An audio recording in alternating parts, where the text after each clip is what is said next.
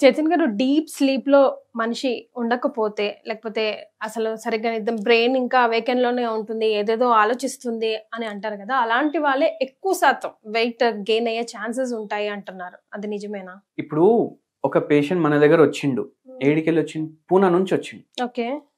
ఆ patient weight నా దగ్గర వచ్చినప్పుడు 130 కిలోలు, 130 kgs. ఆ పేషెంట్ ఏం పని చేస్తాడు నేను చెప్తాను మీకు. బాంబేలో ఒక పెద్ద టెలికాం కంపెనీ సిఇఓకి ఒక పొజిషన్ కిందనే ఆయన పని చేస్తాడు. అండ్ ఏందంటే ఈ పేషెంట్ బాంబేలో ఉంటలేడు, పూణేలో ఉంటుండు. డైలీ అప్ డౌన్ చేస్తాడు. పోవడానికి 3.5 hours, రావడానికి 3.5 hours. ట్రైన్లో పోవాలి, ట్రైన్లో రావాలి. ఇప్పుడు మన దగ్గర కూడా మీరు చూడండి, వరంగల్ నుంచి చాలా మంది అప్ డౌన్ చేస్తారు. అట్లనే ముంబై, పూణేకి కూడా చాలా మంది అప్ డౌన్ చేస్తారు. అయితే అట్లా 7 hours ఓన్లీ ట్రావెలింగ్లో పోతున్నాయి. మళ్ళా 10 గంటలు పనిచేయాలి. ఫ్యామిలీ ఇక్కడ ఎందుకు అంటే ఇక్కడ రెంట్లు తక్కువ ఉన్నాయి. నేను ఆఫీస్ దగ్గర తీసుకోవాలి 2 bedroom అంటే నాకు ₹1,00,000 పోతాయి. ఇక్కడ నాకు తక్కువగా అవుతుంది అనేసి మళ్ళీ పిల్లల స్కూల్ ఇక్కడే, అందరికి అలవాటు అయిపోయింది అనేసి ఆయన అట్లా చేస్తుండు. దాంట్లో ఏమైపోయింది, ఈ పేషెంట్కి మళ్ళీ ఏజ్ కూడా 32. ఈ పేషెంట్కి ఇంకా 4 గంటలే నిద్ర, 5 గంటల నిద్ర అంతే. ఇప్పుడు చాలా మంది ఏమనుకుంటారు, నేను ఫుల్ హార్డ్ వర్క్ చేస్తున్నా, ఇదే ఏజ్ హార్డ్ వర్క్ చేయడానికి. ఇప్పుడు ఏమవుతుంది, అట్లా చేసి చేసి నిద్ర సరిపోదు. అందరు గొప్పగా చెప్పుకుంటారు నేను 4 గంటలే పడుకుంటున్నా అనేసి, ఫుల్ పని చేస్తున్నా. కానీ ఏమైపోతుంది దీంట్లో, ఇప్పుడు ఈ పేషెంట్కి నిద్ర కావాలంటే కూడా టైం లేదు, పడుకుందామన్న టైం లేదు. కొందరు ఏం చేస్తారు, ఇట్లా ట్రైన్లో సీట్ దొరికింది అనుకోండి, ఇట్లా సీట్ మీద కూర్చొని పడుకొని ట్రై చేస్తారు ఒక చిన్న న్యాప్ తీసుకోవడానికి. కానీ అది తీసుకోవడం వల్ల కూడా మనకు వెయిట్ పెరుగుతుంది. నిద్ర సరిగా లేదు, కొందరు ఏం చేస్తారు 4 గంటలు రాత్రి, 2-3 గంటలు మధ్యాహ్నం పడుకుంటారు. అప్పుడు కూడా వెయిట్ పెరుగుతుంది. ఎందుకు పెరుగుతుంది సింపుల్గా ఎక్స్ప్లెయిన్ చేస్తాను నేను.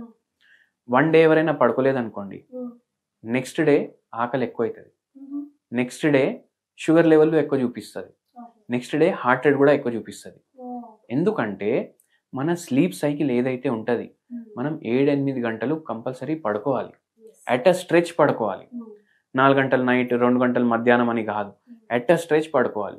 4 స్టేజులు ఉంటాయి స్లీప్లో. అయితే అవి కంప్లీట్గా అవ్వాలంటే అట్ అ స్ట్రెచే అవుతాయి అవి కంప్లీట్. ఇక్కడ ఏమైంది, ఈ పేషెంట్కి నిద్ర లేకుండే, నెక్స్ట్ డే నీరసంగా ఉంటుంది. ఇప్పుడు ఫుల్ డే రుద్ది పని చేయాలి కదా, మనకేమైపోతుంది, బాడీకి ఎక్కువ క్యాలరీలు డిమాండ్ చేస్తుంది బాడీ. మంచిగా మనిషి పడుకున్నాడంటే 2 ఇడ్లీలు కూడా సరిపోతాయి. మంచిగా పడుకోలేదు, ఇట్లనే కంటిన్యూ అవుతుందంటే 5 ఇడ్లీలు కూడా తింటాడు. ఈ పేషెంట్ అట్లనే అయింది ఇండైరెక్ట్ గా. ఇప్పుడు నిద్ర సరిపోవట్లేదు, ఎక్కువ క్యాలరీ డిమాండ్ చేస్తుంది. ఎందుకంటే బ్రెయిన్ కూడా పనిచేయాలి కదా, ఫుల్ డే ఎక్కువ తినడం స్టార్ట్ చేసింది. అట్లా థైరాయిడ్ ప్రాబ్లం వచ్చేసింది. వెయిట్ ఏమో 130 కిలోలు అయిపోయింది. ఇప్పుడు ఈ పేషెంట్కి మనం అడ్వైస్ ఇచ్చి మందులు స్టార్ట్ చేసి ఆ థైరాయిడ్ వ్యాధి కూడా తగ్గించినాము, వెయిట్ కూడా విదిన్ 1.5 year పడ్డది. 1.5 year పడింది. కానీ 130 నుంచి 82 kgs వచ్చిండు 1.5 yearకి. ఎందుకు మనం ర్యాపిడ్ వెయిట్ లాస్ కి కూడా టార్గెట్ చేయొద్దు. ఇప్పుడు జనాలు ఎట్లా ఒక 2 months వాడతామండి, ఒక 10 కిలోలు తగ్గుతామా అని అడుగుతారు.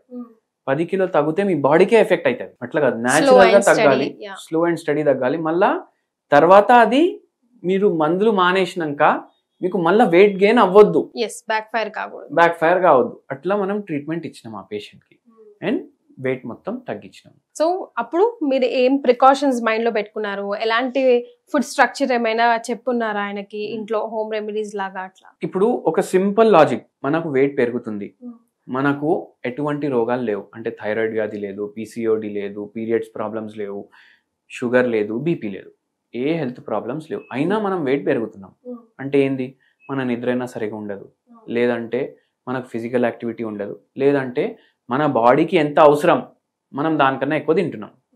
ఇన్పుట్ అవుట్పుట్ సేమ్ ఉంటే మన వెయిట్ స్టాగ్నెంట్ ఉంటుంది. అయితే మనం ఈ పేషెంట్కి ఒకటే లాజిక్ ఇచ్చినాం, మనం ఏ పేషెంట్ వచ్చినా డైట్ డిజైన్ చేసి ఇస్తాం. సింపుల్ డైట్ ఉంటుంది, మీరు ఎట్లాంటి డైట్ తీసుకోవాలి, ఏదైతే మీరు ట్రీట్మెంట్ మానేసినాక కూడా మీరు కంటిన్యూ చేసుకోవచ్చు. ఇప్పుడు డ్రై ఫ్రూట్లు కొనేసి, ఐఎఫ్ చేసి, లేకపోతే కీటో డైట్ చేసి, అట్లా ఎన్ని రోజులు చేస్తాడు మనిషి? 20 రోజులు, 30 రోజులు, 2 నెలలు. సో లైఫ్ స్టైల్లో భాగంగానే ఉండాలి, ఆ చేంజెస్ ఉండాలి. మీరు డైట్ లో కూడా ఎటువంటి వస్తువులు వాడాలంటే మీకు సాటిస్ఫాక్షన్ కూడా ఉండాలి. మీకు రైస్ తినాలనిపిస్తే మీరు రైస్ తినాలి, మీకు రొట్టెలు తినాలనిపిస్తే మీరు రొట్టెలు తినాలి, మీకు స్వీట్ తినాలనిపిస్తే మీరు స్వీట్ తినాలి, కానీ మీరు వెయిట్ పెరగొద్దు. అప్పుడు ఏం చేయాలి, మీరు ఎంతైతే తింటున్నారు దానికన్నా సగమే తినాలి. మీరు మీ మైండ్ తోటి మాట్లాడుకుంటాం, మనం సెల్ఫ్గా మాట్లాడుకుంటాం కదా, అట్లా సెల్ఫ్గా బ్రేక్ఫాస్ట్ టైంలో మాట్లాడుకోవాలి. అరే ఎన్ని ఇడ్లీలు తింటావు, 4 అని చెప్తుంది మైండ్, 2 తినేసి ఆపేసేయాలి. హాఫ్ మీల్ డైట్ అంటారు, అందరు పేషెంట్లకు ఇదే చెప్తాను నేను. అయితే ఏమవుతుంది, మీకు ఏం తినాలనిపిస్తే మీరు అది తింటున్నారు, ఏది అవాయిడ్ చేస్తలేరు, అండ్ బయట ఫుడ్ అవాయిడ్ చేయాలి. ఎందుకు, బయట ఫుడ్లో ఆర్టిఫిషియల్ కలర్లు ఉంటాయి, ఫ్లేవరింగ్ సబ్స్టెన్స్లు ఉంటాయి, ఎసెన్స్లు ఉంటాయి. మీరు ఇంట్లో చేసుకుంటే ఇవన్నీ వేయరు, ప్రేమ ఒకటే వేస్తారు. అయితే ఇంట్లో చేసిన వంటలు చేసుకోండి, ఎంత తినాలనిపిస్తే దానికన్నా సగం తినండి, ఖచ్చితంగా ఏ మనిషి అయినా వెయిట్ తగ్గుతుంది. హోమియోపతి మందులు వేడి అంటారు, ఇది మిత్తా నిజమా? హోమియోపతి మందులు అసలు వేడి చేయవు, ఎందుకంటే హోమియోపతి మందులకి సైడ్ ఎఫెక్ట్లే ఉండవు. కరెక్ట్.